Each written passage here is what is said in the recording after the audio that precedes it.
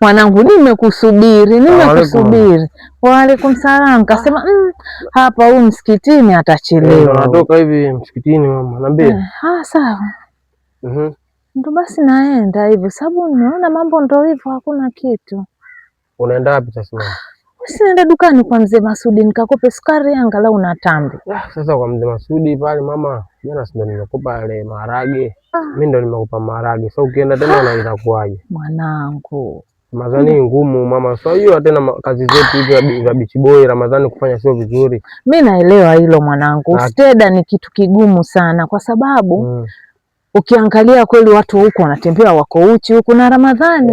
Nimemaliza. Sawa basi mwanangu, hapa hata sijui niende wapi. Sijui kwa mzee Muhamadi.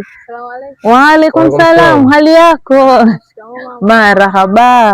Vipi? Unaona jana sijakuona? Kwenye tarawih? Tuseme inshallah leo tutakuwa pamoja. Inshallah. Haya binti kanyoka mashana. Sasa ndio hivyo mwanangu, binti kanyoka. Ramadhani ngumu. Mama kaangusha mwanangu, mwambie basi. Ndio hiyo hapo.